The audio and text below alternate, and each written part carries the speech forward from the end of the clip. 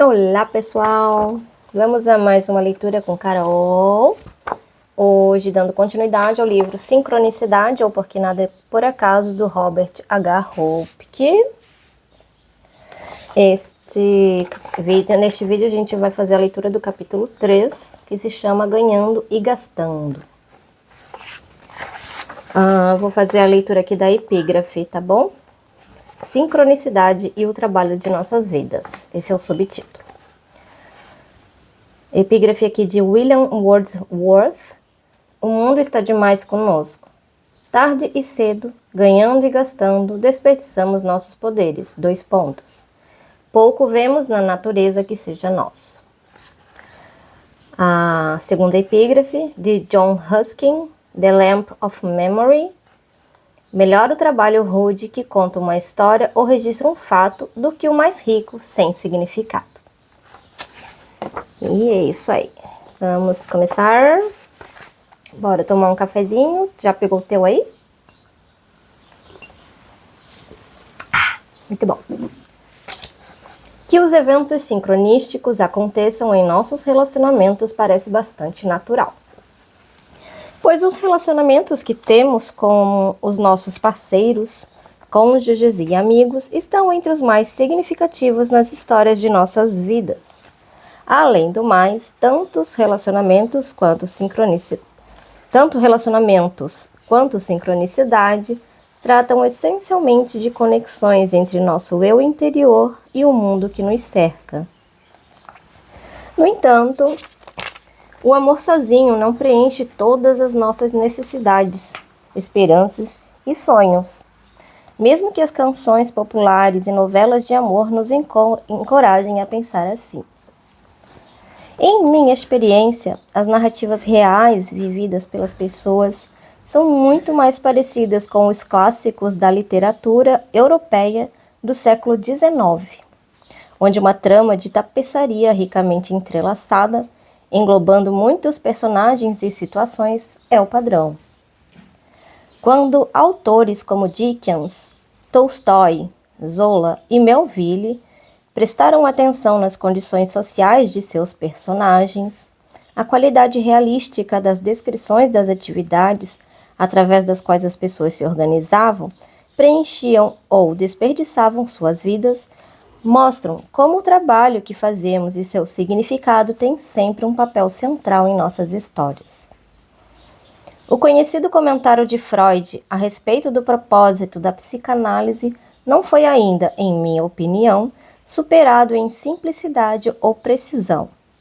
Quando perguntado em que a psicanálise ajudaria as pessoas, respondeu: a amar e trabalhar. Conheço muito poucas pessoas que discordariam da importância essencial dessas experiências humanas. Houve um tempo antes do desenvolvimento desenfreado da indústria e da tecnologia, quando o significado do trabalho que fazíamos era indiscutível. Mesmo o mais humilde dos ofícios tinha seu significado. Em função de seu caráter demorado, muitas atividades necessárias à sobrevivência eram frequentemente repetitivas e embotavam a mente, meramente um trabalho menor.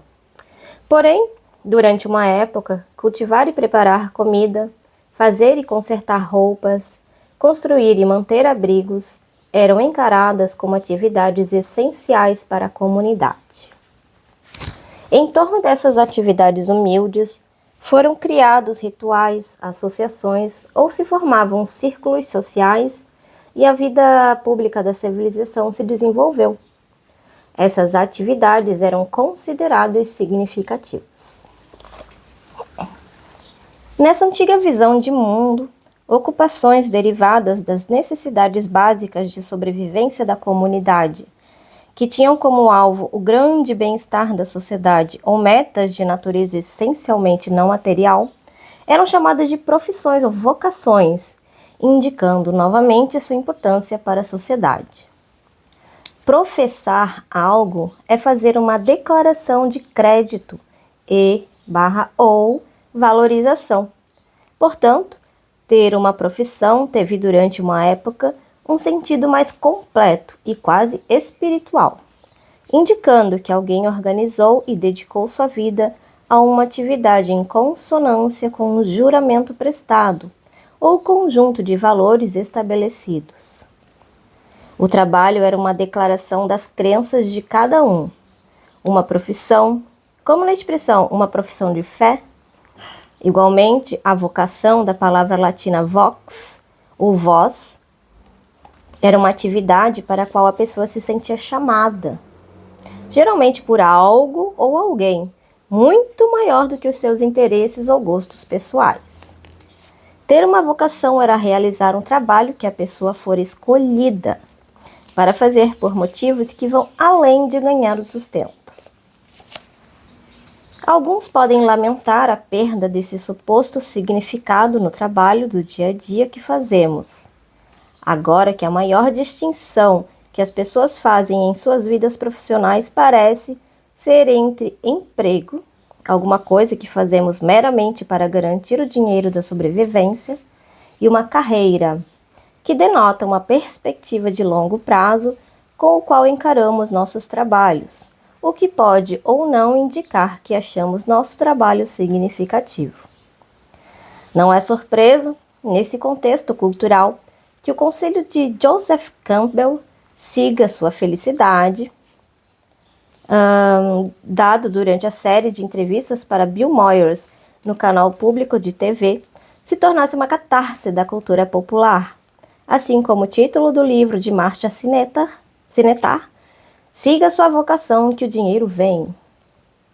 As pessoas, na verdade, sentem muita falta do sentido mais profundo de satisfação, que vem de sentir que nosso sustento faz parte da história maior de nossas vidas. O aspecto atraente com o qual nos iludimos em nossos empregos ou carreiras não pode esconder o fato de que o sucesso, medido em termos puramente materiais ou sociais, na forma de dinheiro ou fama, não é alimento suficiente para nossa alma e não serve de base para uma história verdadeiramente satisfatória ou interessante. Portanto, não devemos nos surpreender que as coincidências significativas sejam abundantes em nossa vida profissional, talvez até mais atualmente do que antes, quando procuramos encontrar significado e propósito na sociedade pós-industrial. O trabalho ocupa uma posição central em nossas vidas e, como sempre, a sincronicidade aparece onde quer que haja ou precise haver maior compreensão da história que estamos vivendo no dia a dia. Nós procuramos o trabalho ou o trabalho nos procura? Nós já ouvimos muitas histórias sobre pessoas cujas cabeças estão em descompasso com seus corações, que haviam decidido que seus futuros caminhavam em uma direção para que o encontro sincronístico praticamente mude suas vidas através do poder do amor. Deixa eu ver se é isso mesmo, gente. Ficou estranho. Nós já ouvimos muitas histórias sobre pessoas cujas cabeças estão em descompasso com seus corações, que haviam decidido que seus futuros caminhavam em uma direção para que um encontro sincronístico praticamente mude suas vidas através do poder do amor. É isso mesmo. Em muitas histórias a respeito de sincronicidade e trabalho que eu tive o privilégio de ouvir, encontrei o mesmo fenômeno. Muitas das pessoas com quem falei tinham a firme intenção de seguir em uma direção profissionalmente, quando um acontecimento sincronístico as desviou do caminho, conduzindo-as algumas vezes de forma surpreendente para um outro trabalho mais satisfatório ou para uma linha de trabalho inteiramente diferente. O exemplo anterior de meu amigo Sam, que foi demitido de seu trabalho como contador para receber a oferta de um trabalho muito mais satisfatório na música, perdi a voz. Muito mais satisfatório na música, sua verdadeira paixão, faz parte desse tipo de sincronicidade. Tem um caminhão passando aqui, peraí. Voltando. Em resposta à pergunta que surge, como trabalhar com a sincronicidade? proponho o conselho aparentemente paradoxal de esperar o inesperado. Uma cantora que conversou comigo sob a condição de ser confidencial, e a quem chamarei Elise, contou-me a história do que considera sua grande chance, que chegou até ela completamente não intencionalmente, até mesmo apesar de seus maiores esforços. Como a maioria das cantoras profissionais, Elise investia muito tempo de sua vida com sua voz, representação, aulas de coreografia, tudo por sua conta e com pleno conhecimento de que as possibilidades de ganhar a vida decentemente, vivendo de apresentações, era um jogo com poucas chances. Como os artistas em qualquer campo, porém, ela fazia o que fazia porque amava o que estava fazendo, apesar das dificuldades, frustrações e incertezas. Como sua formação era clássica, de cantora de ópera, como sua formação era clássica, de cantora de ópera, seu interesse em participar de produções de comédias musicais não era dos maiores. Embora seu professor e colegas frequentemente tentassem persuadi-la a tentar esses papéis, em função de sua personalidade naturalmente cômica e brilhante e da notável versatilidade de sua voz. Mas apesar dos conselhos, Elisa resistia ao encorajamento e continuava tentando entrar no muito pequeno e altamente competitivo mundo da ópera, indo a entrevistas e mais entrevistas com um sucesso mediano, arranjando um pequeno papel aqui e ali em pequenas companhias locais, enquanto mantinha seu emprego diurno para pagar o aluguel. Para a produção de uma ópera popular por uma pequena, porém bem conceituada companhia de ópera, Elise passou um mês inteiro polindo sua área para a audição. E quando foi marcado o teste, solicitou especificamente o horário das últimas audições, sabendo que sua voz soava melhor no final do dia. Quando ela chegou ao centro comunitário onde seriam as audições, no entanto, imediatamente ficou claro, pelo ar deserto em volta, que tinha havido algum erro. Ansiosamente se aproximou de uma senhora que parecia assistente e que guardava alguns papéis em uma pasta no final do corredor, onde estava escrito audições. Elise disse com o máximo de autocontrole possível: "Não me diga que as audições terminaram. Tenho marcado o horário das 5 horas. A senhora pareceu surpresa. "Na verdade, já acabaram", ela disse, "mas o comitê ainda não saiu. Deixe-me ver se eles podem ouvi-la." Depois de uma breve consulta a portas fechadas, a mulher voltou e levou Elise para a sala. Elise me contou que lembra que o pianista deu uma olhada estranha para ela quando ela lhe deu sua música. Mas, naquele momento, disse ela, realmente não registrei e encarei sua expressão como uma repreensão por ter chegado atrasada à audição. 2 homens e uma mulher se sentaram atrás de uma escrivaninha, parecendo, como sempre, impassíveis, porém atentos. E depois de se concentrar, ela se lançou à sua peça da audição, uma área de coloratura em italiano. Uma área de coloratura. Ela sentiu que tinha ido muito bem e no final agradeceu ao comitê com um pouco mais de desenvoltura que o normal, pela sua indulgência com seu atraso. Quando estava se preparando para sair, um dos membros do comitê dirigiu-se a ela e então perguntou, estranhamente, se não havia preparado nada em inglês. Sem entender, ela respondeu que não tinha pensado que a peça fosse ser apresentada traduzida. "Candide?", disse o homem levantando as sobrancelhas, se referindo à comédia musical quase operística de Leonard Bernstein, que tinha se tornado um repertório conhecido. Foi naquele momento que Elise percebeu que havia tropeçado, dentre outras coisas, na audição totalmente errada. Ai, gente, eu realmente não sei o que dizer. Pensei que estava fazendo a audição para outra companhia e outro espetáculo. A mulher da porta riu. Isto é amanhã. A audição deles é amanhã, domingo. Mas o diretor do espetáculo fez um sinal para o pianista e perguntou a Elise se ela poderia cantar um pouco, lendo uma partitura. Entre mortificada e intrigada pelo desafio, Elise foi em frente com a música desconhecida e, no final, descobriu que eles estavam interessados nela para o difícil papel de Cunegonde, a mulher de Cândide, que ela, na verdade, conseguiu, descobrindo mais tarde que ela fora a única das 3 sopranos que eles ouviram realmente capaz de cantar o papel.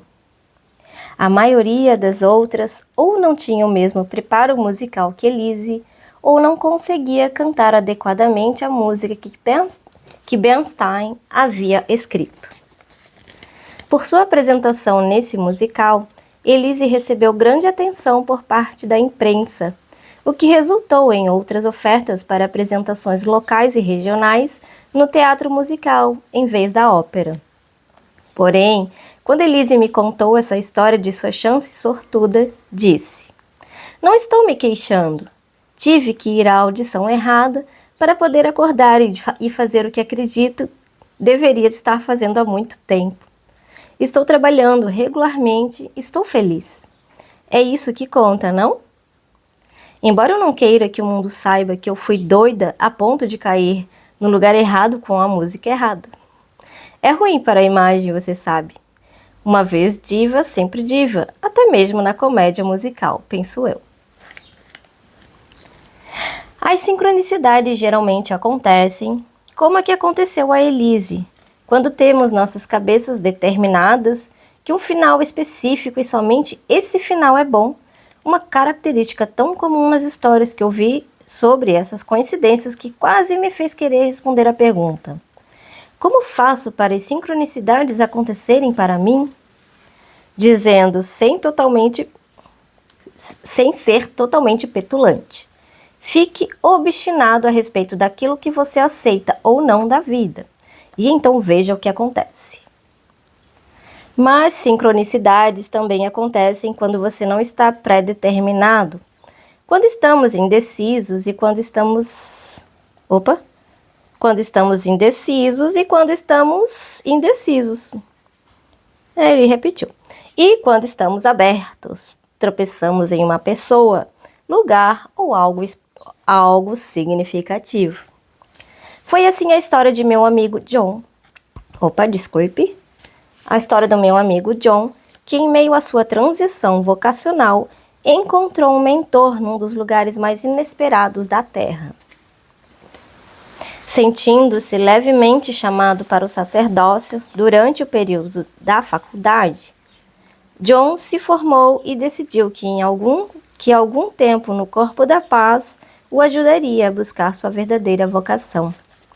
No entanto, como seu compromisso de 2 anos nas Filipinas estava acabando e a questão de se tornar ou não sacerdote continuava em aberto, como sempre, e sentindo necessidade de mais algum tempo, John decidiu viajar pelo mundo ao acaso. Nós já ouvimos seu tranquilizante encontro com seu colega na ilha de Truk. Porém, antes desse incidente, o período transitório da vida de John começou com uma primeira parada, sem nenhum plano pré-determinado, na Índia, onde ele pensava em visitar um certo ashram e mergulhar na cultura nativa. Chegando no ashram, no entanto, sua esperança em ser o único ocidental foi frustrada ao encontrar um outro americano que tinha chegado antes dele, um jesuíta, do mesmo estado que John. A coincidência, para a cabeça de John, foi impressionante. Ele foi parar, por acaso, num remoto ashram, na Índia, durante um período escolhido especificamente para o processo de decisão em relação ao sacerdócio, para ter um jesuíta de sua cidade natal como seu único companheiro ocidental nesse lugar. Suas conversas, como podemos imaginar, eram significativas, pois John agarrou essa oportunidade sincronística que se apresentou a ele para conversar com o padre sobre a incerteza de sua vocação, sobre como era a vida na sociedade de Jesus, sobre o que esperar e o que não esperar. Desse encontro fortuito surgiu a grande certeza de John de que entrar para a sociedade era o próximo passo certo para ele, que foi o que ele fez quando tomou seu caminho de volta para os Estados Unidos. Contrariando o meu conselho, reconhecidamente irônico, de ser teimoso sobre o futuro como um convite aos acontecimentos sincronísticos, a história de John inspira um outro tipo mais caprichoso de conselho para aqueles que querem provocar acontecimentos do acaso. Se você quiser uma coincidência significativa para mudar a história de sua vida, vagueie pelo mundo ao acaso e esteja disposto a ouvir tudo que a vida apresentar. Essa última parte, estar disposto a ouvir tudo que a vida apresentar, é, eu acho, um bom conselho para quando nos deparamos com eventos casuais que confundem os nossos planos ou nos mostram algo diferente daquilo que esperávamos. A mudança inesperada dos acontecimentos que devemos encarar pode muito bem ser uma virada de uma história na qual somos personagens sem saber ainda. Porém, essa atitude de abertura requer estabelecer uma linha fina entre ser realisticamente autodirecionado e ser persistentemente cabeça dura. Ser ambos, determinado e disposto a deixar acontecer, é um desafio para qualquer um. Ainda assim, requer habilidade se quisermos buscar significado nos acidentes que despencam sobre nós. Por exemplo, Gayle, uma colega minha, passou sua vida inteira perseguindo o objetivo de ser professora de religião comparada. Começando o colegial, ela planejou sua carreira acadêmica com grande premeditação, escolhendo faculdade e mestrado com grande cuidado, cultivando contatos, participando de comitês, viajando nas férias para lugares com potencial de pesquisa para teses, trabalhos ou dissertações. Apesar desse planejamento cuidadoso e bem encaminhada para seu doutorado, Gayle se viu bloqueada de formas que nunca poderia prever. Seu supervisor e ela discordavam sobre a direção de sua dissertação, por motivos que aparentemente não tinham nada a ver com o conteúdo. Porém, Gayle achava que tinha muito mais a ver com conflitos de personalidade e machismo. Com a falta de seu apoio, ela se sentiu incapaz de procurar as companhias chaves e tirar vantagem de outras oportunidades, como tinha feito no passado, sendo, portanto, forçada a se matar de trabalhar em bicos para pagar despesas de sobrevivência e sobrando pouco tempo e energia para fazer seus trabalhos escritos e pesquisas que precisava para avançar. Além do mais, a universidade que ela escolheu, uma das melhores no campo, era também uma das mais caras, e com sérias probabilidades de sua formatura demorar alguns anos a mais do que pretendia, Gayle começou a considerar com ansiedade cada vez maior a quantidade de compromissos financeiros que estava acumulando.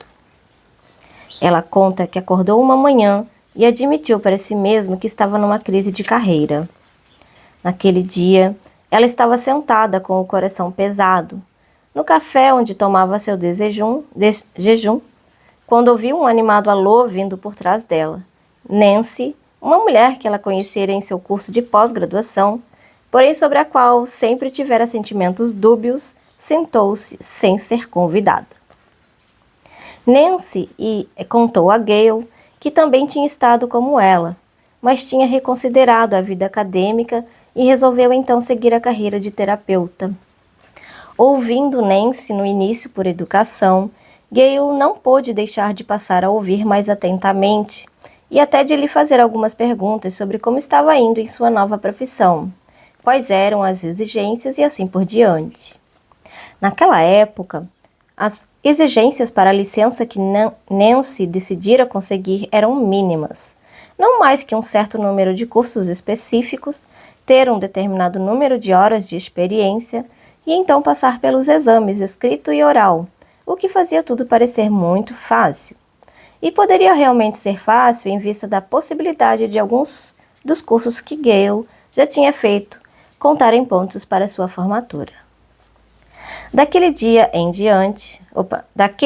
e daquele encontro sincronístico veio a resolução final de Gale de contar as perdas relativas à sua carreira de professora e obter sua licença de psicoterapeuta, o que ela fez com um mínimo de alarde.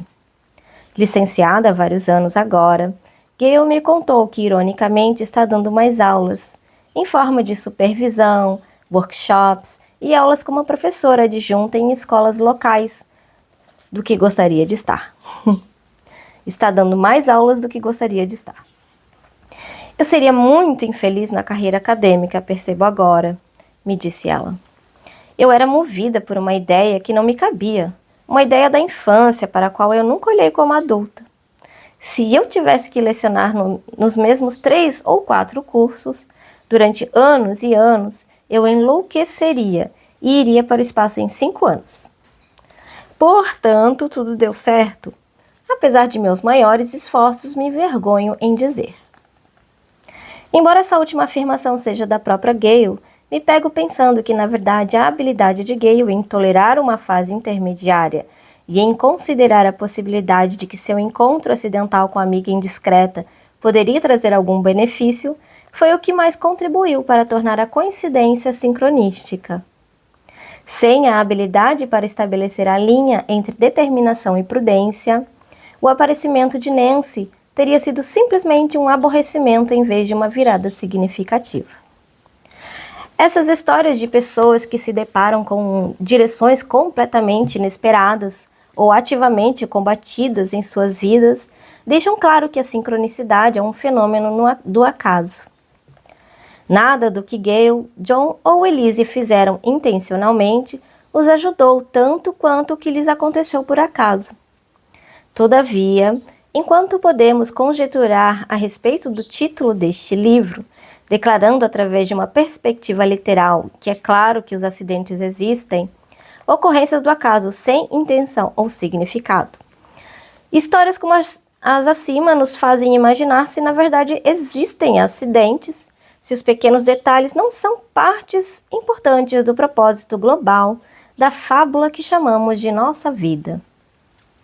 As verdades de certas afirmações como virá quando você menos espera ou deixe estar, entregue a Deus, são reflexões sobre como, quando estamos mais investidos de nosso ego em nossos planos limitados ou, ao contrário, mais abertos, nós criamos um momento na trama de nossas vidas cheio de possibilidades.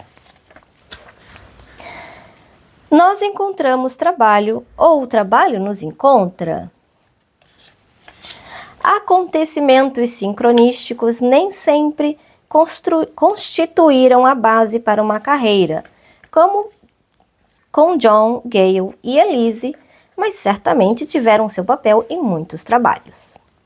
Lembre-se de Ellen do capítulo 1, que desligou o telefonema de seu pai sem ideia de como iria se sustentar sem a ajuda dele e recebeu uma oferta de emprego no dia seguinte através de um encontro acidental. Como entre amigos e namorados, as oportunidades sincronísticas geralmente acontecem quando mais precisamos delas. Tony Daguano, um professor e terapeuta da área da Bahia de São Francisco, que se especializou em assuntos em torno de trabalho e dinheiro, conta a história de uma amiga cuja experiência em busca de trabalho foi significativa não só para ela, como também para Tony, confirmando sua sensação de que nossa vida profissional pode ser tão espiritualmente envolvente como qualquer outra área de nossas vidas. A amiga de Tony tinha se especializado como enfermeira assistente no campo altamente especializado da neurocirurgia, mas não estava encontrando trabalho. Andando por Westwood, um dia ela sentiu vontade de atravessar o campus da UCLA, em vez de seguir sua rota habitual. Em vez de reprimir sua sensação, como muitos de nós faríamos, ela seguiu seu instinto e seguiu seu instinto outra vez quando ele a fez entrar em um prédio em especial do campus e subir um lance de escada. Lá, ela encontrou um quadro de avisos coberto por várias camadas de informações, propagandas e anúncios. Impelida por uma sensação obscura, ela começou a levantar os anúncios pregados neste quadro que ela nunca tinha visto antes. Continuou olhando até encontrar um pequeno anúncio de um trabalho no seu campo de especialidade em um hospital localizado a 6 horas ao norte, na cidade de Santa Cruz. Ela ligou para o departamento de neurocirurgia do hospital no mesmo dia, se inscreveu para o trabalho no dia seguinte, foi entrevistada na semana seguinte e conseguiu o trabalho. Uma outra história de Daguano mostra como as melhores sincronísticas em nossas vidas materiais podem chegar até nós através das nossas amizades. O melhor amigo de Tony era um terapeuta que, em vista de seu comprometimento com a saúde mental da comunidade, estava envolvido em uma série de trabalhos, de certa forma satisfatórios, porém quase sempre mal pagos. Enquanto a satisfação não material de fazer o bem era mais ou menos equilibrada com o estresse de nunca ter dinheiro suficiente, Tony se via cada vez com mais frequência queixando-se com os amigos sobre as dificuldades de sua situação financeira. Quando se aproximava o aniversário de seu amigo, Tony criativamente pensou que o que gostaria de dar ao seu amigo era um trabalho que pagasse melhor. Mas como isso estava fora de questão, decidiu escolher uma nota de sua grande coleção de moedas e notas raras, mandar emoldurar e dar ao seu amigo como um amuleto de boa sorte. A nota que ele escolheu era de Weimar, Alemanha, daquele famoso período de inflação selvagem, quando o dinheiro era impresso ao acaso em cada cidade individualmente e cujos valores cada vez mais astronômicos. No entanto, o simbolismo de dar essa nota de valor inacreditavelmente alto ao seu amigo extremamente mal pago, disse Tony, estava menos presente em sua mente do que a linda cena representada na nota, que depois de montada, parecia uma pintura em miniatura. O amigo de Tony recebeu a nota, entregue com a história de que simbolizava o presente que Tony realmente gostaria de dar, um trabalho que pagasse melhor. Imediatamente após, de fontes totalmente inesperadas, seu amigo recebeu 2 ofertas de trabalho em meio expediente, que aumentaram em 4 vezes sua receita, permitindo a ele que se demitisse do trabalho anterior. Como Tony teve um número razoável de experiências sincronísticas em sua vida, ele viu essa coincidência como uma vitória. Feliz que sua boa intenção em relação ao seu amigo tivesse se realizado, mesmo que ele não tenha tido nada a ver com o ocorrido. Mais tarde, em seguida ao golpe de sorte de seu amigo, no entanto, a situação do trabalho de Tony começou a ficar desagradável. E achando que talvez ele estivesse mais necessitado da nota da sorte do que seu amigo, que agora estava ganhando bastante dinheiro, Tony pediu e conseguiu a nota emoldurada de volta, emprestada, como disse ele. A semana seguinte, incrivelmente, chegou cheia de boa sorte. O patrão de Tony anunciou, sem qualquer aviso, que daria um aumento a Tony. Enquanto estava parado à toa em uma esquina, encontrou a mulher que viria a ser sua sócia em um empreendimento que ambos ainda tocam, e que trouxe aos dois satisfação profissional e material, e como última cartada da sorte, ele recebeu um recado no trabalho perguntando se estava disposto a dar um curso na escola local de educação para adultos. Embora muitas pessoas estivessem inscritas para lecionar nesse curso, o administrador do programa ofereceu a Tony, baseado na recomendação de um amigo, mesmo sem Tony ter se inscrito para o trabalho. 7 anos se passaram e ele continua dando aulas nesse mesmo curso. De todos os objetos que encontramos no dia a dia, não existe nenhum mais simbólico que o dinheiro, que nada mais é que polpa de madeira e tinta, feito da mesma substância que lenços de papel ou papel de bala. O dinheiro tem mais poder, influencia mais vidas, inspira mais ansiedade, prazer, dor, alegria e ambivalência do que qualquer coisa. A história da nota mágica de Tony, em minha opinião, é uma boa ilustração do simbolismo que o dinheiro carrega como um colecionador. O interesse de Tony era no aspecto literal do dinheiro. Dinheiro como arte, arte colecionável, dinheiro como um objeto, e não realmente em seu aspecto mais simbólico. Dinheiro como poder, como escolha, como liberdade, como status. Na verdade, não era esse o problema de seu amigo, que havia ignorado o aspecto não material e simbólico do dinheiro em favor de outros valores, ajudar as pessoas e autossacrifício. E em consequência se viu literalmente sem dinheiro suficiente. Isso foi uma pergunta, eu vou voltar. Na verdade, não era esse o problema de seu amigo, que havia ignorado o aspecto não material e simbólico do dinheiro em favor de outros valores, que é de ajudar as pessoas e o autossacrifício. E, em consequência, ele se viu literalmente sem dinheiro suficiente. Como um objeto bonito em si e, portanto, algo para ser apreciado, a nota tem também um forte valor simbólico, tanto como um presente substituto para o presente que Tony realmente queria dar, quanto, ao mesmo tempo, de um artefato de uma época e lugar onde o dinheiro estava sendo desvalorizado de uma forma extraordinária, refletindo simbolicamente a desvalorização de seu amigo em sua própria vida material. Todos os símbolos podem ter múltiplos significados, e a sincronicidade dessa nota de Weimar não é exceção.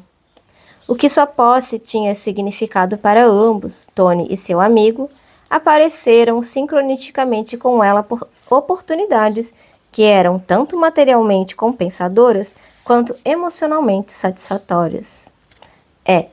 Portanto, o centro desse ponto-chave na trama de suas vidas. Uma perspectiva casual dessas coincidências atribuiria poderes mágicos à nota, como vemos nos contos de fadas ou nas histórias contadas em volta da fogueira nos acampamentos. As histórias dos talismãs da sorte, amuletos ou outros objetos que as pessoas, modernas e pré-modernas também, investem de algum tipo de poder objetivo de afetar os acontecimentos em nossas vidas. Possuí-los traz para nós boa sorte e perdê-los traz má sorte. A resposta racional, científica para essas crenças mágicas, no entanto, também perde o alvo.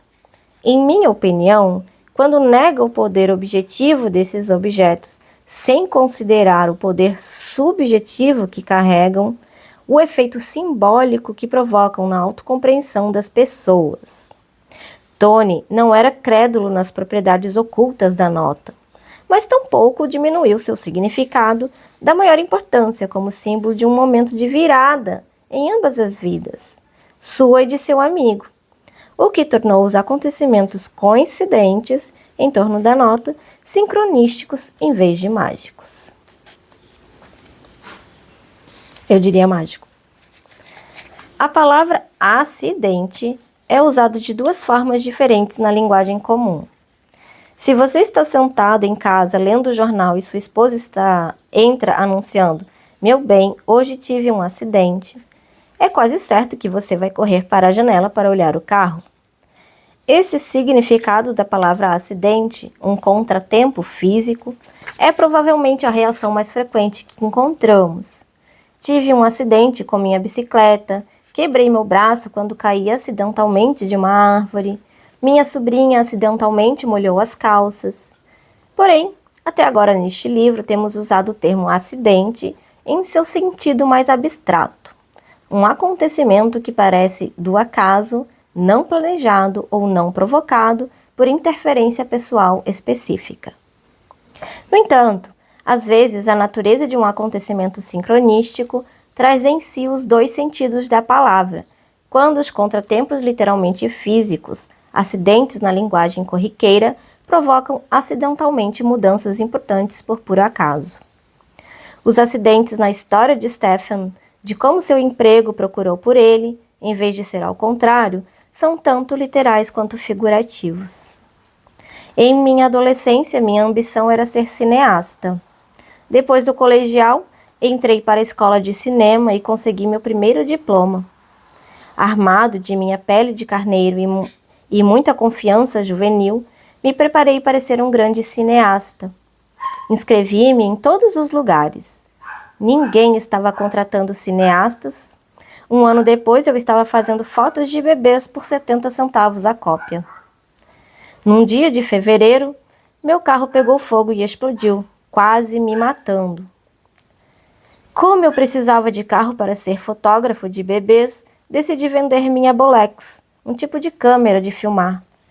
Eu já havia abandonado a ideia de algum dia conseguir emprego na indústria do cinema. Qualquer estação de TV ou produtora só contratava aqueles com experiência e eu não tinha nenhuma. O velho dilema, né? Admitindo o fracasso, condenado a ser fotógrafo de bebês para sempre, coloquei um anúncio no jornal para vender minha filmadora. Mais ou menos às 9h30 da manhã, um rapaz de uma grande rede de TV ligou em resposta ao anúncio. Ele era cameraman e estava procurando uma câmera extra para deixar na mala de seu carro como reserva. E me perguntou se poderia passar depois do jantar para ver a Bolex que eu tinha para vender. E disse que sim, é claro. Eu disse que sim, é claro. Naquela tarde, um de seus cameramen levou um tiro, mas não morreu. Quando o rapaz da TV chegou naquela noite, ele me perguntou: "Você filma notícias?" Falei: "Sim, claro." Ele disse que precisavam de alguém para fazer uma substituição durante 1 mês ou 2 e perguntou se eu poderia começar imediatamente. Ansiosamente disse que sim, e no dia seguinte comecei a filmar notícias. Embora fosse somente temporário, enquanto seu colega se recuperava do tiro, eu consegui ganhar experiência bastante para ser contratado por outra estação de TV, alguns meses depois, e jamais tirei outra foto de bebê. Apesar da vontade e da intenção, foi uma série de acontecimentos negativos e indesejáveis que tornou possível aquilo que não podia ser obtido de outra forma. Sem trabalho, o carro explode. A venda da câmera, o rapaz da TV levou um tiro, eu consigo trabalho. Credo. Se o carro tivesse explodido em outro dia, nada. Se o rapaz da TV não tivesse levado um tiro, nada. Se eu não tivesse posto anúncio no jornal, nada. A vida se desenrola apesar da vontade. Uau! Essa série de acontecimentos sincronísticos, nos quais os acidentes são literais e conduzem a uma chance profissional, para Stephen, mostra claramente, eu acho, como o significado de um acidente não está fora de nós. Porém, nos acontecimentos em si, que são, acima de tudo, acidentes, eventos do acaso.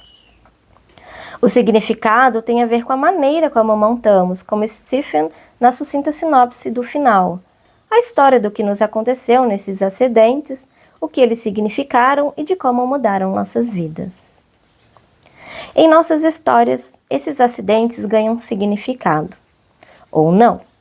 Acidentes acontecem todos os dias. Confundimos o horário de um compromisso, como Elise, ou somos designados para trabalhar com machistas, orientadores acadêmicos pouco cooperativos, como Gale, ou nosso carro explode e um colega tem suficiente falta da sorte para levar um tiro, como no caso de Stephen. Não se trata do acontecimento em si, mas do seu lugar na narrativa de nossas vidas que determina se um acidente é ou não sincronístico. O que é interessante, no entanto, em tantas dessas histórias sobre coincidências significativas que acontecem na vida de trabalho das pessoas, é a aceitação do fracasso, que parece quase que necessário antes que sejam capazes de seguir em frente. Uma aceitação forçada sobre eles através de um aparente infortúnio. Ter que sacrificar sua Bolex depois da explosão de seu carro levou-o ao homem que finalmente conseguiu um trabalho para ele. A mancada de Elise levou-a a ter um só tipo de carreira musical.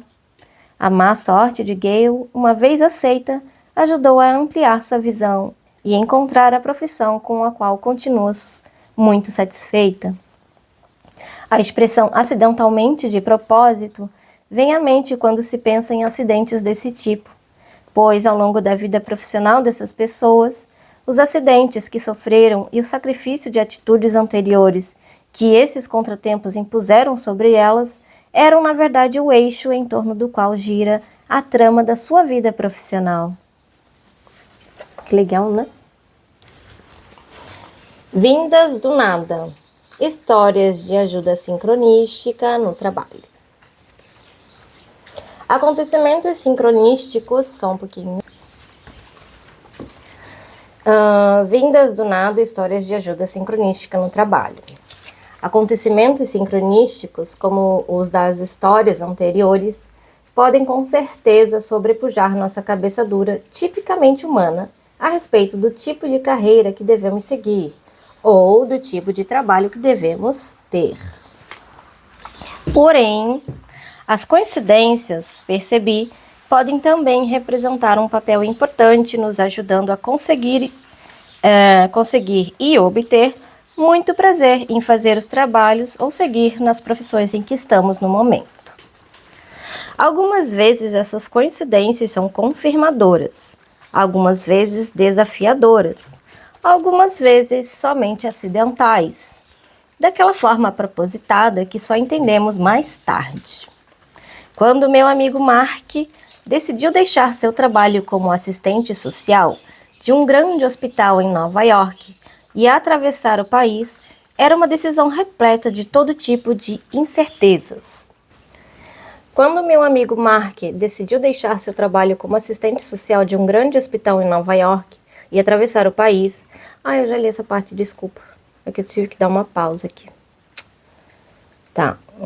Mesmo se sentindo atraído pelos serviços humanos, uma série de decisões administrativas decepcionantes por parte do hospital o levaram a ver com toda clareza que haveria poucas chances de qualquer tipo de avanço profissional para ele num futuro próximo. Tinha acabado de terminar um relacionamento e uma visita à sua irmã na costa oeste deixou-o esperançoso o suficiente para desistir de tudo em Nova York e mudar para São Francisco.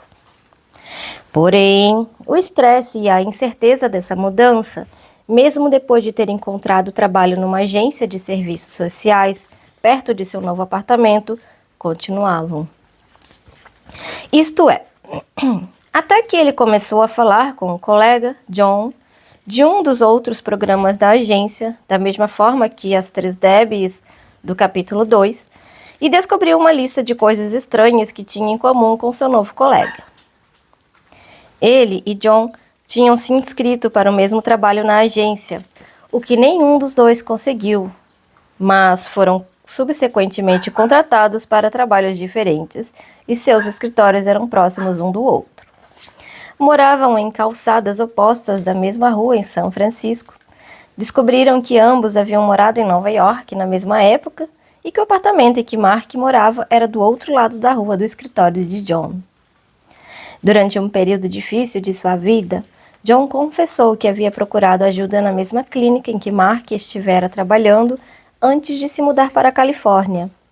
E voltando ainda mais atrás, ambos cresceram em cidades vizinhas no coração de Iowa e frequentaram 2 colégios secundários, dentre os vários existentes no centro de Iowa, que eram arquirrivais em atletismo. Esta série de coincidências, no meio de dúvidas e ansiedades sobre se tinha ou não feito a coisa certa, mudando para a Califórnia, pareceu significativa para Mark, como se o fato dele ter ganho um colega no trabalho, com quem partilhava tantas coisas em comum, fosse um sinal de que talvez, na verdade, ele estivesse certo em ter se mudado. Em John, Mark tinha encontrado alguém que sabia onde ele tinha estado, em ambos os sentidos da frase, literal e figurativo.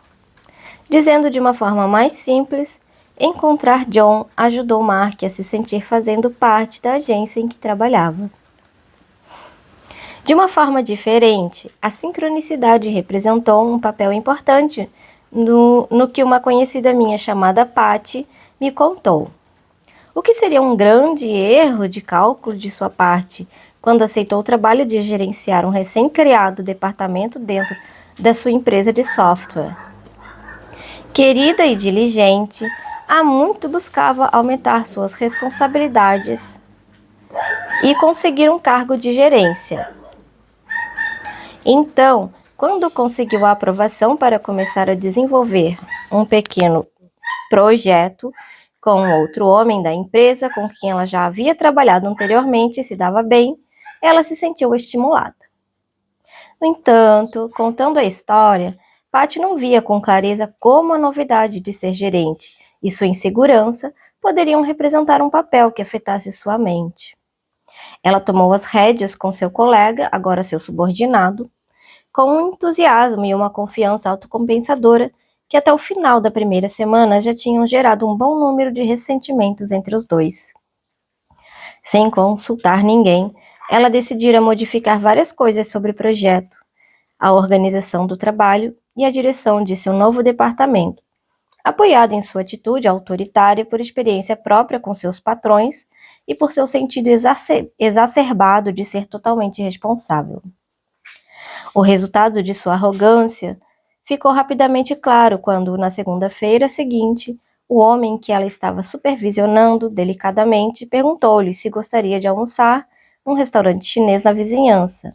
E lá, durante o almoço, disse a ela, sem economizar palavras, como se sentia sobre a forma pela qual ela o estava tratando, dizendo-lhe abertamente que não estaria mais interessado em trabalhar com ela se não encontrasse uma forma mais cooperativa de trabalhar. Em outra situação e com outra pessoa, ela poderia facilmente colocar a reação dele como problemas em trabalhar sob as ordens de uma mulher. Mas o fato é que Patty sabia por dentro que ela nunca tinha estado por cima e havia deixado suas próprias inseguranças e a alegria de se tornar gerente lhe subirem à cabeça. Ela tentou se desculpar com seu colega, que estava muito mais interessado em trabalhar com ela e não somente sob suas ordens ou para ela, desenvolvendo um novo projeto. Mas o estrago estava feito, e ela sentiu que iria precisar de mais do que um simples pedido de desculpas para reparar a ofensa. O que dizia em seu biscoito da sorte naquele dia? O grande líder comanda pela força do coração e não da mão. Contando-me a história, Patty me mostrou o pedaço de papel no qual, disse ela, lhe foram dadas as palavras de como levar a vida. Um incidente aparentemente menor para Patty se transformou em uma nova postura. Ela colocou a sorte em sua mesa, onde continua lembrando-a de que ser uma figura de autoridade vai além do mero exercício do poder. Ela foi capaz de consertar o relacionamento com seu colega e diz que a sabedoria do biscoito da sorte a manteve firme ao longo de sua carreira.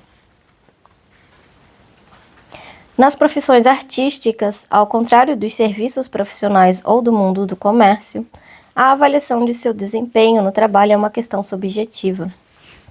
A competência em gerenciar o desenvolvimento de produtos de software ou em administrar os serviços sociais de um hospital pode normalmente ser julgada dentro de padrões objetivos. Se o principal no seu trabalho é criar algo belo, né, meu amor? E você vai escutar um pouquinho, acho? Tá. Se o principal no seu trabalho é criar algo belo, no entanto, só se pode contar com seu próprio instinto e experiência. Opa, desculpa, vou voltar essa parte. Se o principal no seu trabalho é criar algo belo, no entanto, só se pode contar com seu próprio instinto e experiência. Portanto, o fato de as experiências sincronísticas, eventos do acaso, subjetivamente significativos, serem frequentemente parte integral do processo criativo, não deveria ser encarado como um choque. Quando Mateu me contou sua história, fez um prefácio em sua narrativa com uma observação sobre o que ele diz ser uma antiga tradição no treinamento vocal. Professores tiranos que estão convencidos de que seu método é o método e não toleram oposição da parte de seus alunos.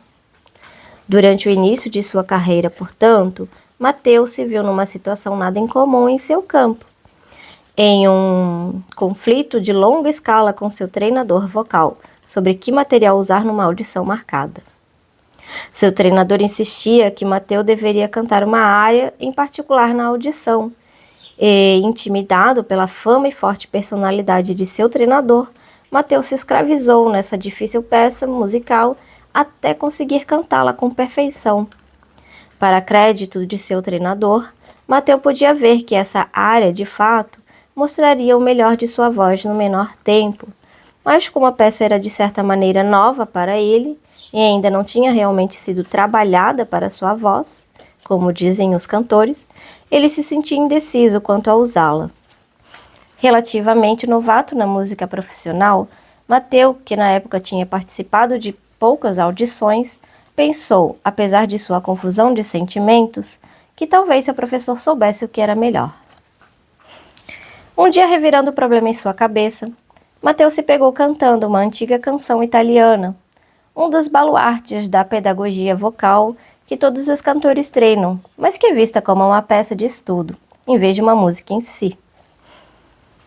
Saiu de casa com a fantasia rebelde de usar essa pequena cançoneta como a peça para audição, e ainda cantarolando a canção, entrou em seu carro e ouviu ninguém mais que Pavarotti, derramando sua própria versão da mesma canção que Mateus vinha cantando. As probabilidades de existir uma gravação tão diferente, ainda mais sendo tocada em uma estação de música clássica que não era conhecida por tocar esse tipo de música, e ainda por cima Mateus sintonizando o rádio no mesmo instante que ela estava girando em sua cabeça, parecia uma coincidência bastante significativa para prender sua atenção. A versão de Pavarotti dessa canção, floreada com bom gosto e cantada com simplicidade, fez Mateus decidir que seguiria sua própria intuição e usaria a canção em sua audição sem comunicar a troca ao seu professor. Entendendo a aparição da música por acaso como um encorajamento para confiar em seus próprios instintos, Mateus ficou surpreso ao perceber que os fatos corroboravam sua interpretação sincronística da coincidência, pois na audição, o cantor anterior havia cantado a peça que seu professor queria que ele usasse, com uma voz tão perfeita que Mateus só poderia sofrer com a comparação. Além do mais, Mateus descobriu mais tarde, quando foi contratado para fazer um pequeno, porém importante papel no espetáculo, que o diretor musical tinha uma grande paixão pela antiga cançoneta italiana. A ousada decisão de Mateus, ele soube mais tarde, foi fonte de um grande prazer para o diretor, que admirou Mateus incondicionalmente e serviu para garantir sua participação no espetáculo. Que legal! O que essa experiência sincronística ensinou a Mateus? Por toda a ajuda e aconselhamento que recebeu de seu eminente professor, a maioria dos quais muito valiosos, a vivência subjetiva de Mateus do seu talento, o que parecia certo para ele, que material significa mais para ele, foi muito mais importante do que as considerações objetivas. Na verdade, a escolha correta para seu tipo de voz, e foi exatamente por isso que o cantor, antes dele na audição, cantou-a. Porém, não era uma peça com a qual Mateus se sentisse bem, relaxado e confortável naquela época. Na história de sua carreira de cantor, Mateus usa essa sincronicidade como um exemplo de como, depois que você domina a técnica, a habilidade objetiva em sua arte, você precisa então ouvir a si mesmo e aos seus sentimentos.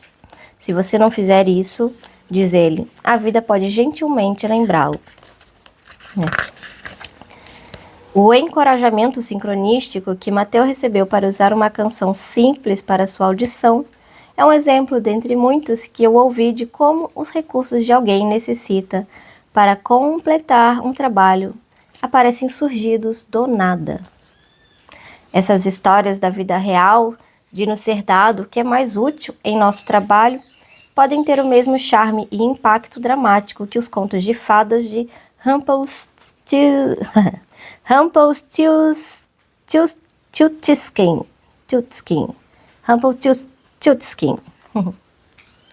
Um saco de lã em meadas de ouro, Rumpelstiltskin aparece do nada e encaminha a história para um final feliz. Porém, isso é um conto de fadas, certo?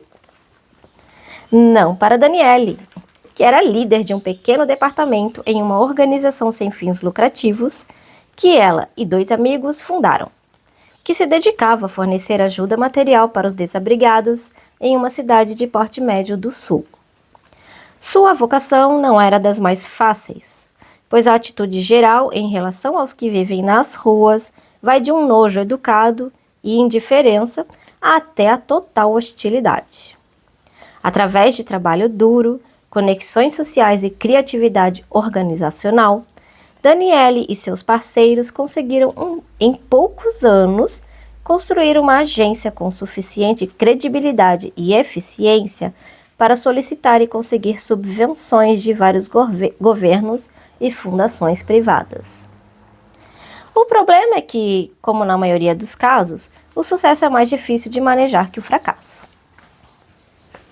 As subvenções começaram a chegar em quantidades tão numerosas que estava ficando difícil controlar, e seu conselheiro financeiro temporário não estava muito afim de tarefa, e não escondia isso. Daniele e seus 2 parceiros esquentaram a cabeça na reunião administrativa semanal da equipe, tentando imaginar onde encontrar um gerente financeiro com conhecimento suficiente de organizações sem fins lucrativos para fazer bem o trabalho pelo modesto salário que eles dispunham para o cargo. A situação parecia bastante sem esperança. Nesse momento, o telefone toca na pequena sala de reuniões onde eles estavam conversando, embora a recepcionista soubesse que eles não atendiam chamadas durante reuniões. Ligeiramente aborrecida pela interrupção, Daniele pegou o telefone e, para sua surpresa, acabou falando com uma senhora mais velha que tinha sido gerente financeira das indústrias da Boa Vontade, que estava aposentada e enviuvara recentemente. A senhora queria saber se eles estavam precisando de alguém com suas habilidades. Sem acreditar muito em sincronicidades, Daniele sentiu seu ceticismo um pouco abalado quando conheceu a voluntária fortuita e descobriu que essa senhora era exatamente o tipo de pessoa que eles precisavam. Ela combinou um período de 6 meses de experiência, durante os quais tentaria conseguir fundos para que o cargo se tornasse efetivo, o que acabou acontecendo. Na história de Daniele, como na de Mateu, o que era necessário foi dado no momento em que era mais útil, o que me leva a pensar que talvez os contos de fadas, como Rumpelstiltskin, continuam a nos encantar, não porque nos trazem uma fantasia reconfortante de como a vida poderia ser, mas porque descrevem as histórias de algumas de nossas vidas como elas realmente são. Muitos de nós, de uma forma ou de outra, pequena ou grande, já tivemos a experiência Rumpelstiltskin, por assim dizer. Se reconhecemos a realidade da sincronicidade, essas coisas saem do nada e chamam nossa atenção para a história que estamos vivendo. Então, a famosa distinção entre verdade e ficção parece embaçada ou até mesmo inexistente. Dada a qualidade dramática de acontecimentos sincronísticos, como os de Daniele e Mateu, pode muito bem ser que nossa ficção imite nossa vida, e não vice-versa. Indo, foi. Sincronicidade e deixando um trabalho. Conseguir um trabalho pode ser um acontecimento sincronístico. Conseguir ajuda para realizar esse trabalho pode também vir através de uma coincidência significativa. Da mesma maneira, as histórias de como trabalhos acabaram centrados em coincidências que ou confirmaram transições das quais as pessoas não estavam seguras, ou em alguns casos até forçaram os indivíduos para as transições fora do trabalho que estavam realizando. Minha experiência pessoal de sair de 3 empregos diferentes imediatamente antes de grandes reorganizações em várias empresas continua sendo na história de minha vida um padrão sincronístico significativo, não simplesmente pela experiência incomum e repetida de sair justamente na hora certa, mas por causa de quem eu sou. Com a tendência em ser leal até o fim, eu assumo um compromisso e me mantenho nele. Algumas vezes muito além do que é bom para mim ou para as pessoas em volta. Teriam 3 experiências sincronísticas do mesmo tipo me ensinando algum tipo de lição? Eu estava muito feliz em meu primeiro emprego, como processador de dados numa firma de consultoria durante meio expediente.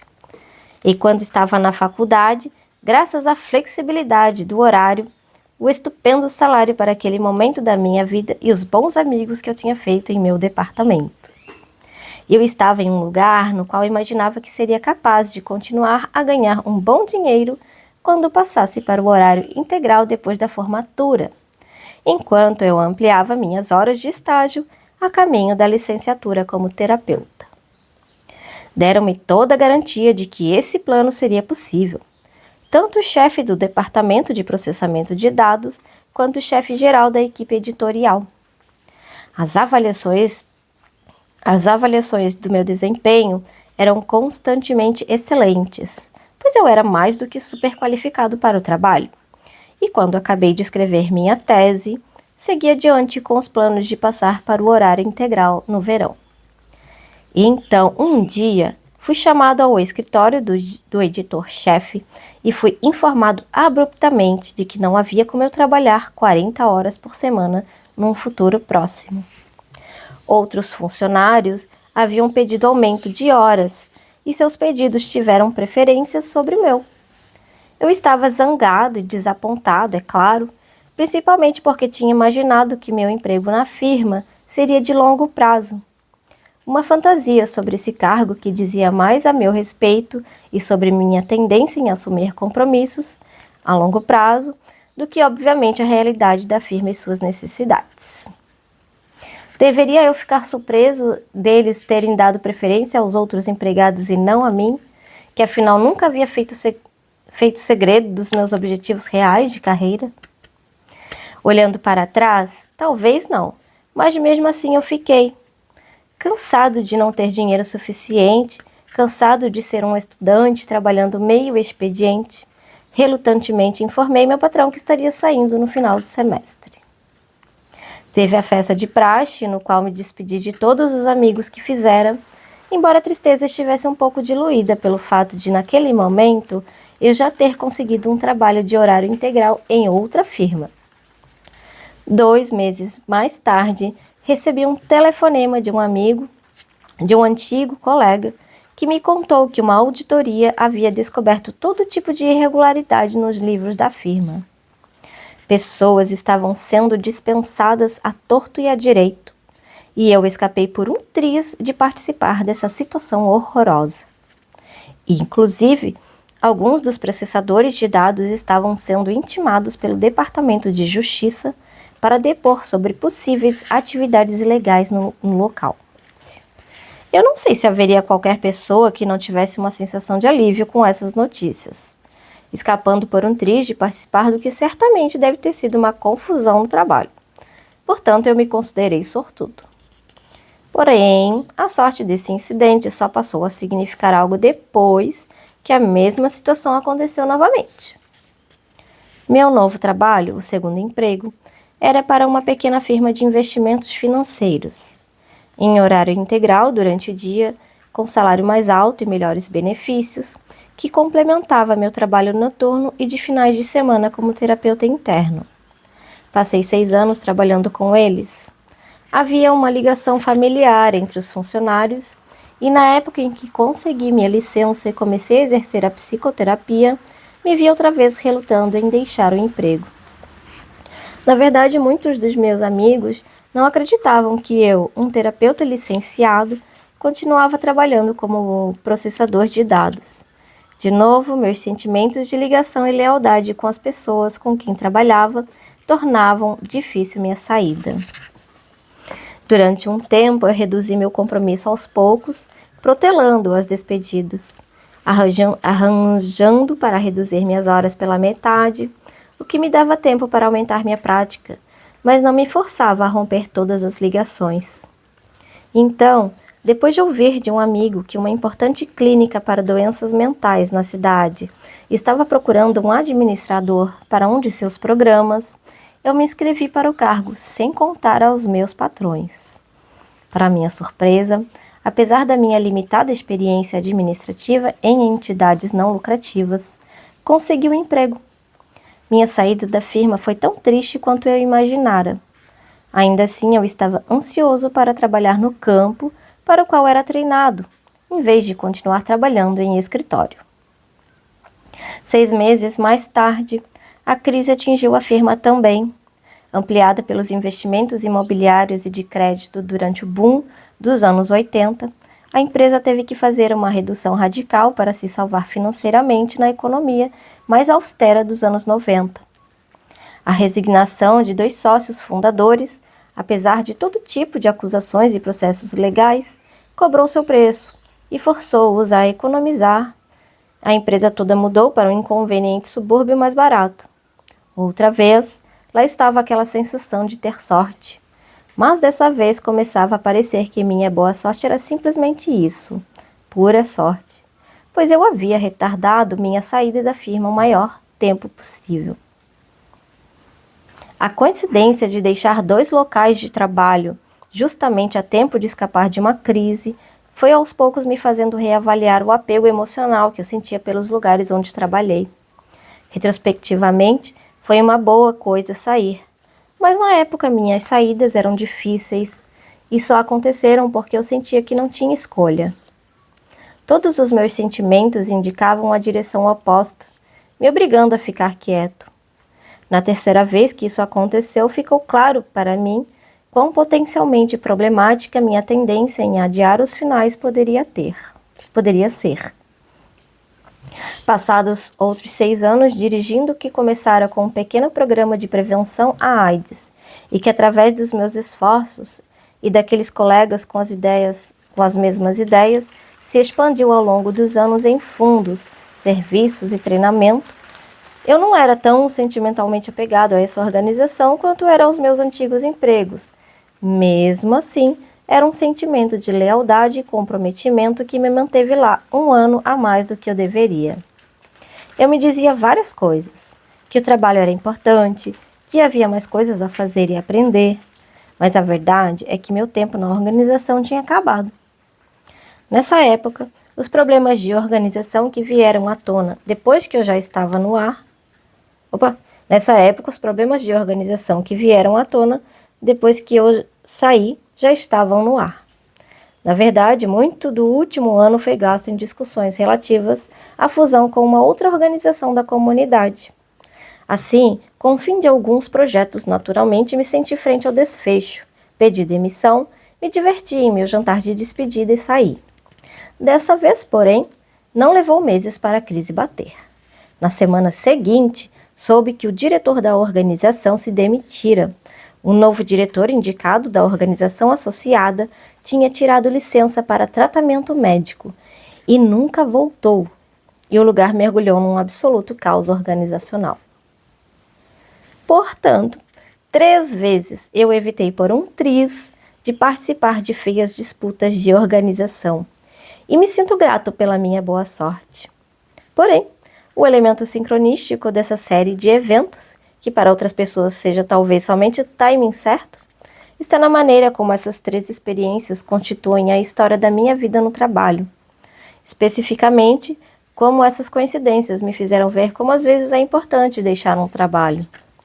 Essa é uma lição que eu não poderia ter aprendido de outra forma, sendo quem sou, dedicado e comprometido com uma tendência ao apego e um gosto pela estabilidade.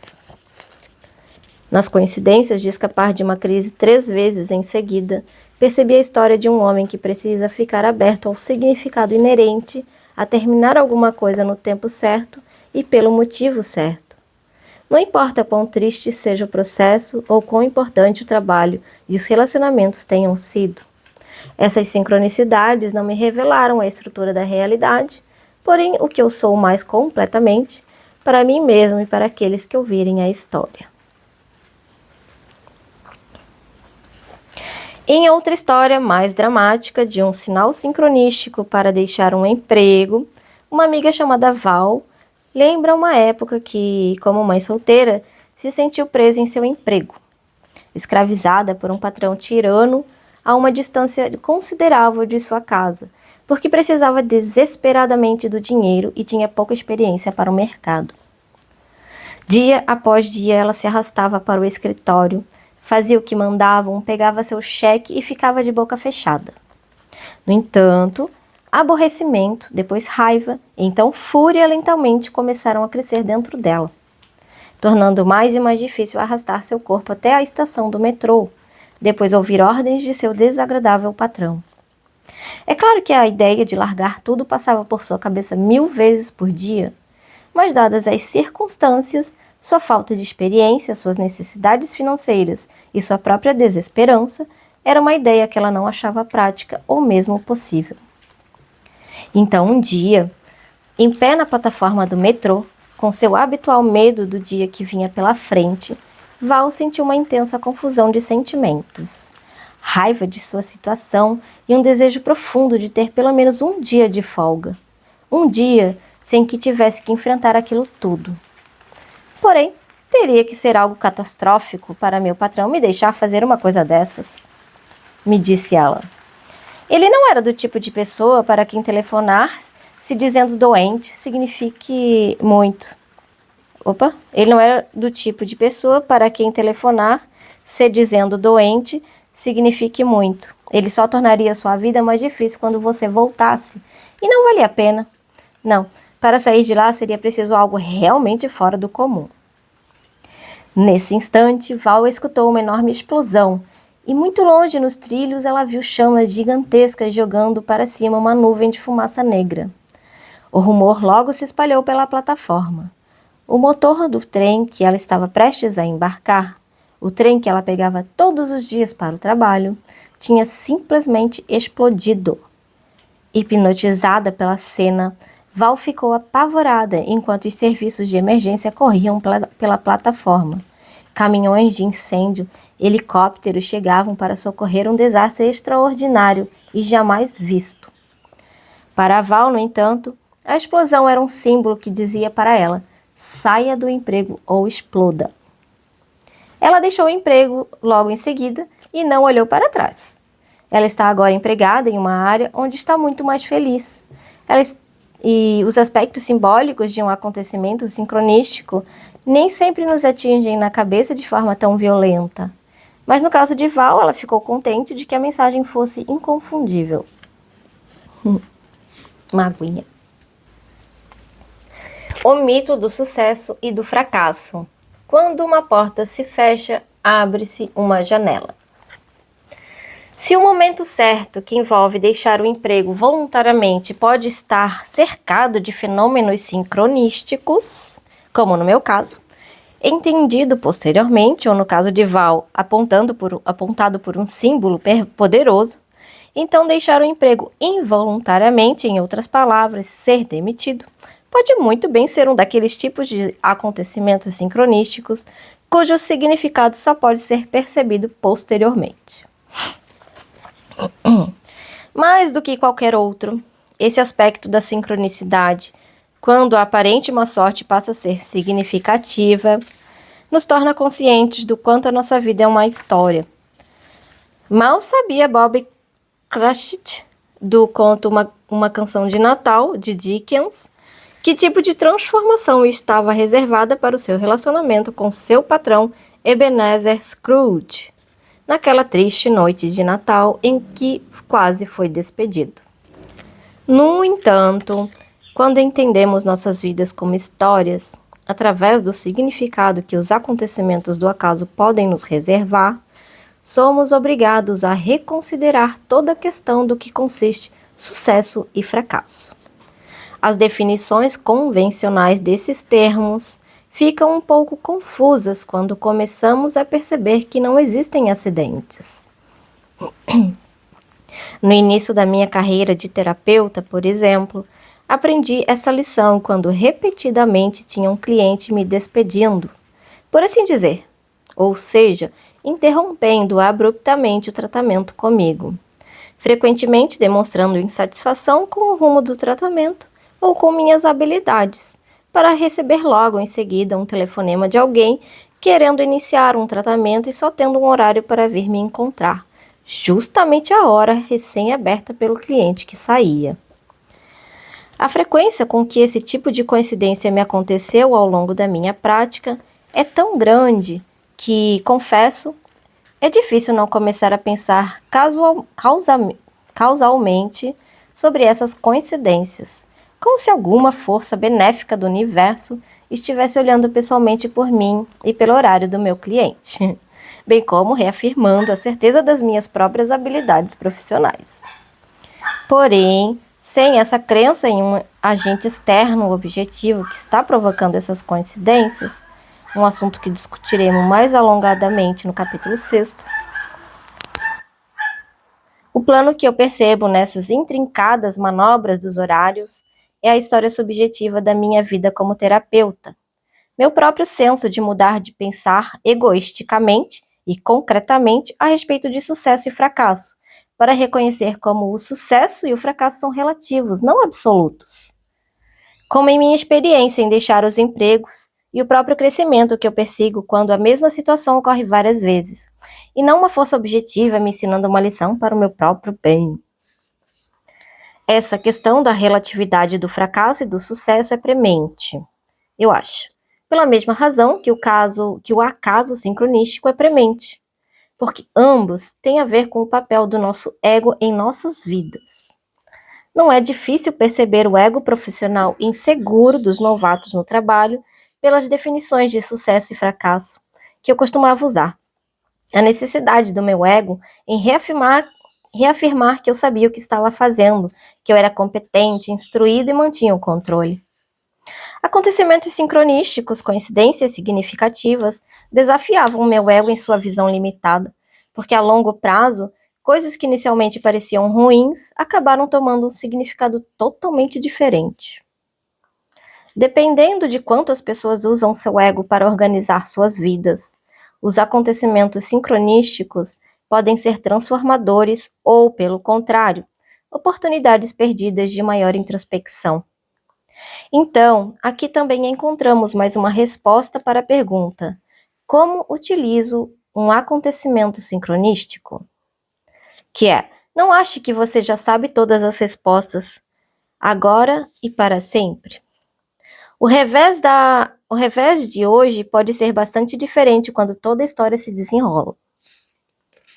Veja o exemplo do meu ex-patrão, Marco, que estava sonhando em comprar o que ele considerava uma joia de restaurante num subúrbio muito na moda em Nova Jersey, com o sonho de ampliar seu negócio de restaurantes italianos. As negociações se prolongavam por inúmeras razões, algumas das quais tinham a ver com o caráter bizarro do homem que estava vendendo o restaurante, e outras eram desvios, atrasos inevitáveis do acaso. Ansioso para reformar, redecorar e todas as outras centenas de coisas necessárias para inaugurar um restaurante novo com sucesso, a frustração de Marco crescia na mesma proporção do tempo perdido em discussões aparentemente infindáveis. Uma questão ficava resolvida, outra aparecia. Eles resolviam um próximo problema e aparecia outra coisa. A personalidade tipicamente italiana de Marco caía muito bem para um empresário.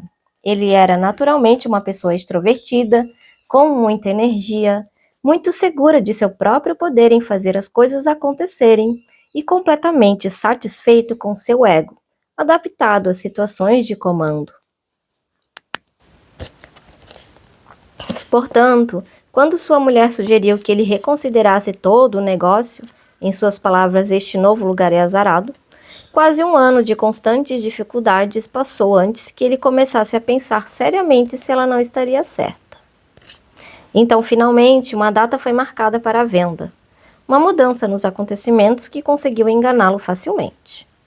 Marco estava fascinado, pois seu sonho, mesmo custando tanto tempo, energia e saúde mental, seria finalmente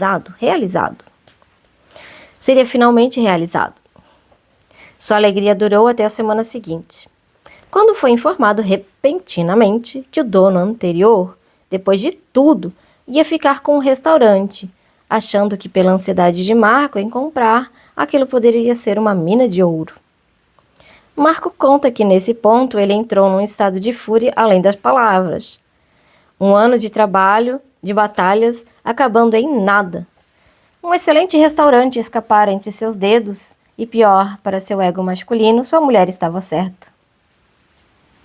A data para fechar o negócio chegou e passou, um dia que Marco passou rangendo os dentes, furioso sobre o que poderia ter sido. Então, um dia logo depois, ele recebeu um telefonema de seu corretor de imóveis. Parece que o dono do restaurante acabara de ser informado pelo Departamento Estadual de Proteção Ambiental que sua licença para possuir e operar um restaurante estava sendo revista. Eles tinham recebido denúncias de que o restaurante estava no lugar onde havia funcionado uma tinturaria, e eles precisavam fechar o local por um período considerável, mais de um ano, para ter certeza de que o lixo tóxico tinha sido manipulado de forma correta, um processo que pode inclusive vir a demolir o próprio prédio. Só então, Marco compreendeu o golpe de sorte que seu fracasso havia sido. Se ele tivesse tido sucesso na compra do restaurante, teria significado sua ruína financeira. Como se pode imaginar, Marco não é uma pessoa do tipo super psicológico. Então, quando lhe perguntei o que achava do significado desse acontecimento sincronístico, ele meramente riu. Eu acho que para disfarçar a atitude humilde que teve que assumir, uma atitude que não foi fácil. O jogo não acaba enquanto a gorda não parar de cantar, disse ele, que é uma forma mais rebuscada de dizer que as coisas não são necessariamente o que parecem à primeira vista e que o significado daquilo que nos acontece pode ficar óbvio somente mais tarde.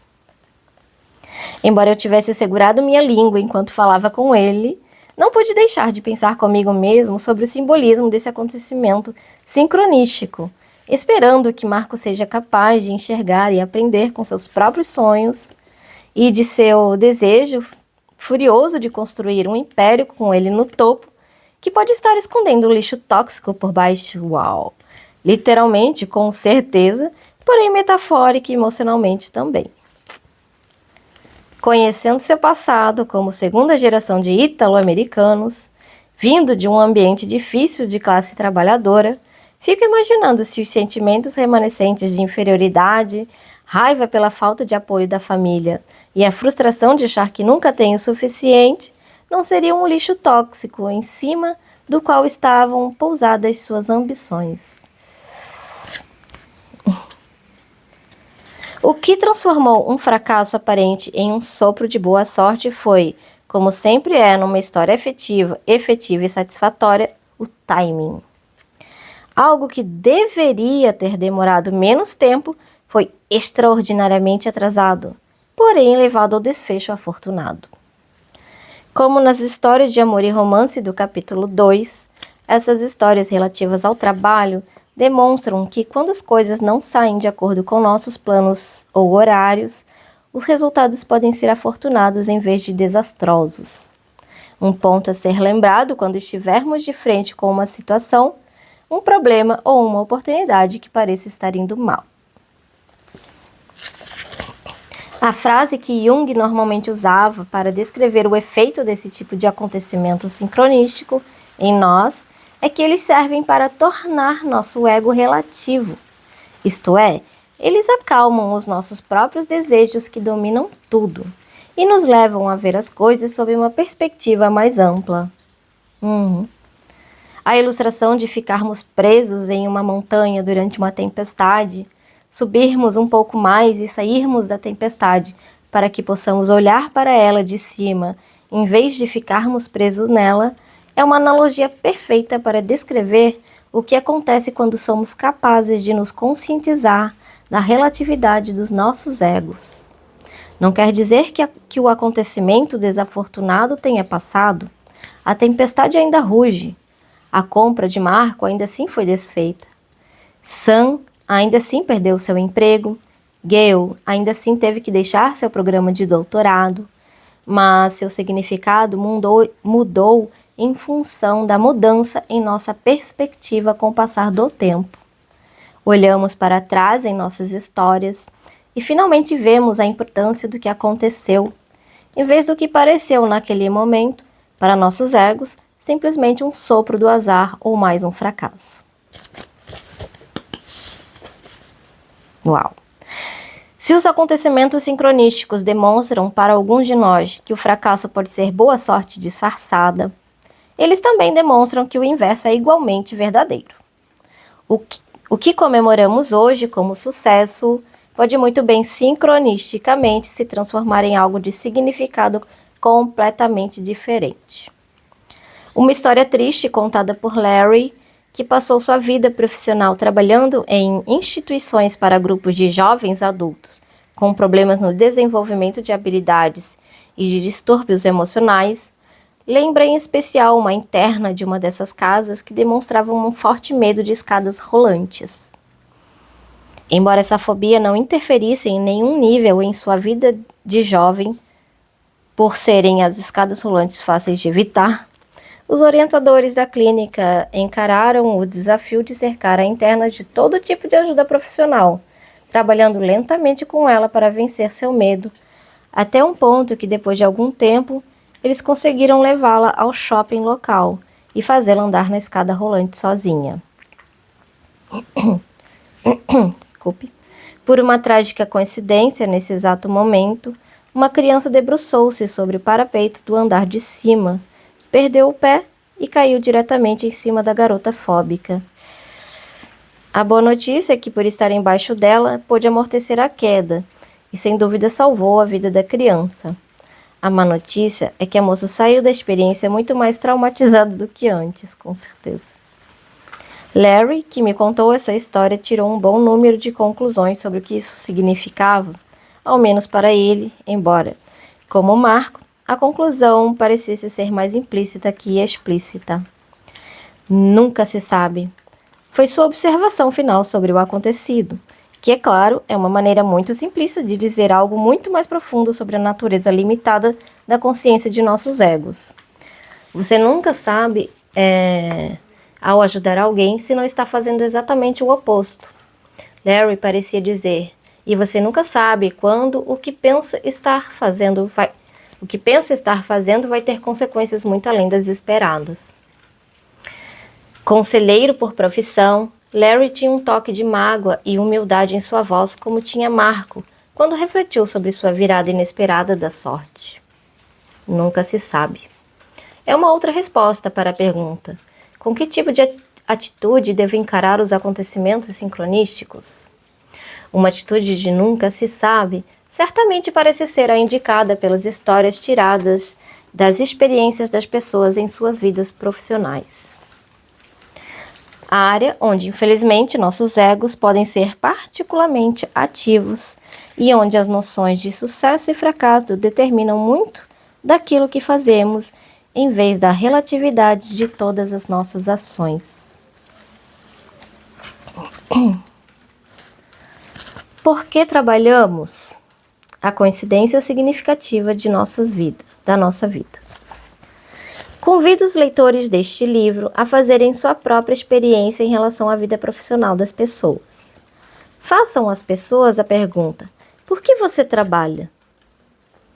Como eu fiz ao longo do meu trabalho neste capítulo, e veja se obtém as mesmas respostas que eu.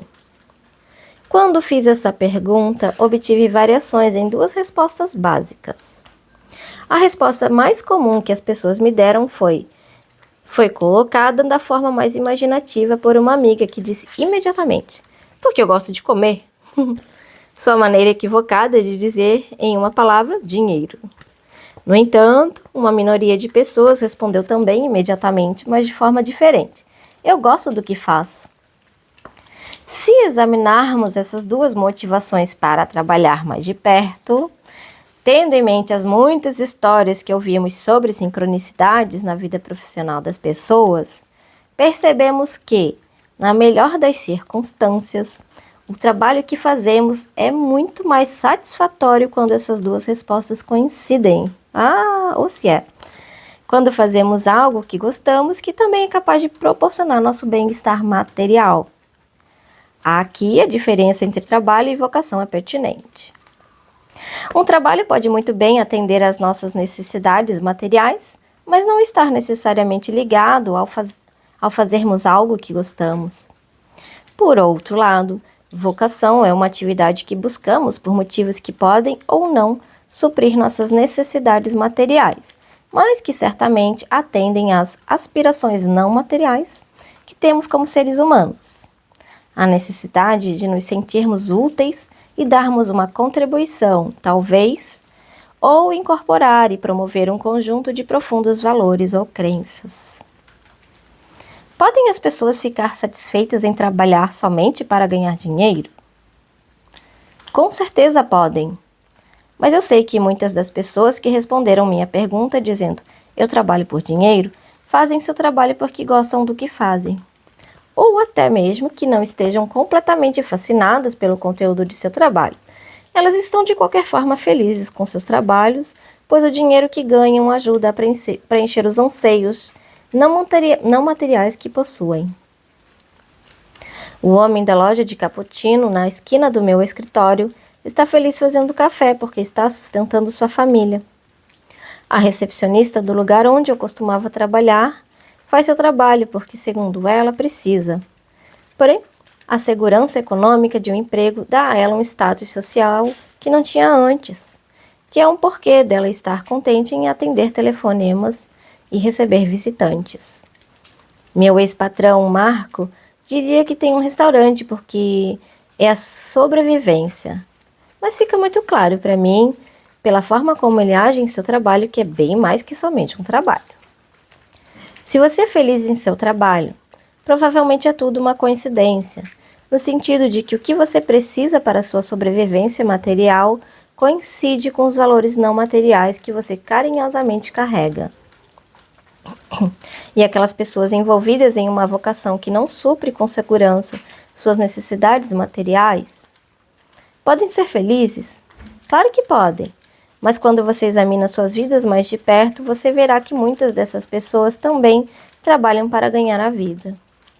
Enquanto Elise e Mateu faziam audições em busca de uma brecha da sorte para satisfazer suas aspirações artísticas, eles serviam mesas e faziam telemarketing.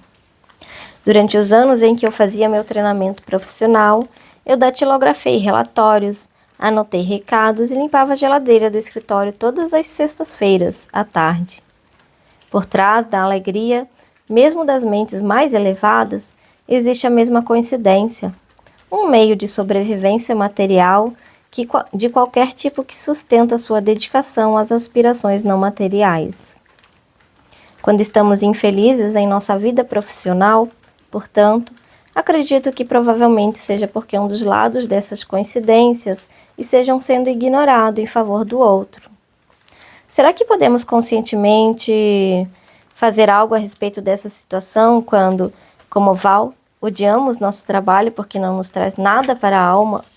Ou quando, como Stephen, nos sentimos estranhos em nossa vocação por causa da pressão das necessidades materiais? Claro que podemos. Podemos procurar conselheiros vocacionais, nos associar aos amigos, pôr anúncios em jornais, responder aos anúncios dos jornais e mobilizar nossas fontes de renda, ou aumentá-la, ou esclarecer que tipo de trabalho seria mais compensador emocional e simbolicamente. Lembrando que este livro é de algumas décadas atrás, né, gente? Que as coisas não são... 99. Nem é tanto tempo assim. Mas muita coisa mudou. Ok.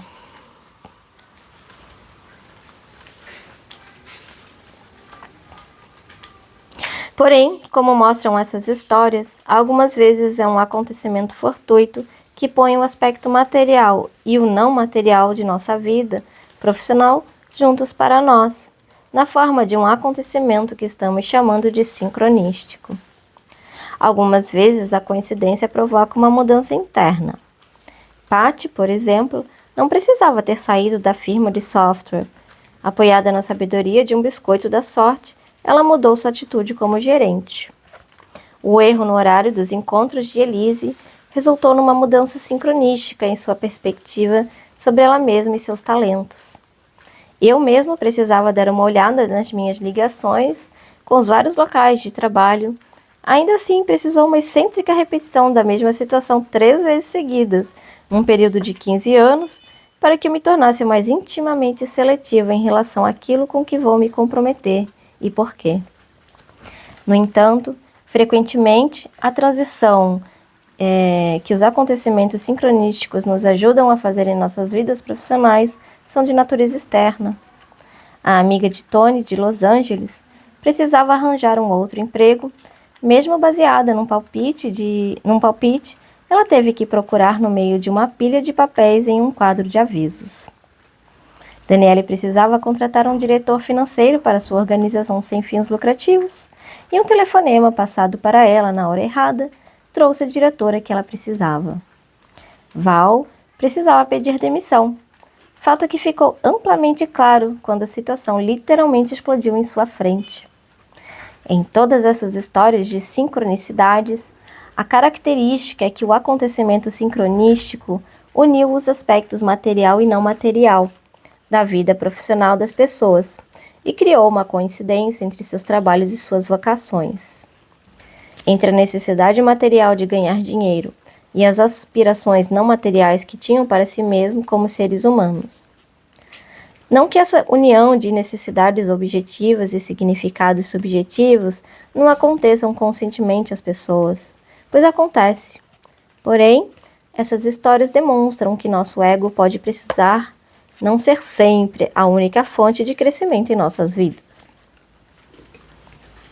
Quando vivemos as histórias de nossa vida profissional, podemos ficar tentados a confiar unicamente em nossa própria habilidade em controlar e manejar os acontecimentos, pessoas e objetos.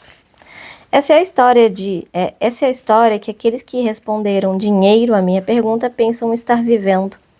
Mais que isso, numa sociedade capitalista como a nossa, somos encorajados a pensar em nós mesmos em termos materialistas. De certa forma, nos é dado um roteiro no qual somos somente agentes de produtividade. Verdade. Que os acontecimentos sincronísticos ocorrem conosco de fato é uma mensagem que nos traz alívio, ânimo e nos inspira. Ouvimos de algumas pessoas como o aspecto potencialmente criativo de seus trabalhos emergiu quando deixaram de lado suas agendas e permitiram que o acaso tivesse um lugar na história de suas vidas. Ouvimos também que mudar as circunstâncias externas de nossas vidas pode envolver seguirmos os movimentos de nossos corações e mentes, nossas intuições, palpites, sensações e ideais. Se alguma atitude pode criar um acontecimento sincronístico e promover um final feliz na história de nossas carreiras, será aquela que equilibra os aspectos material e não materiais pelos quais trabalhamos, tornando o que fazemos na vida uma profissão consciente de quem somos e do que é importante. Belezinha, galera? Ficamos por aqui. No próximo vídeo trago o capítulo 4. Beijos e até mais!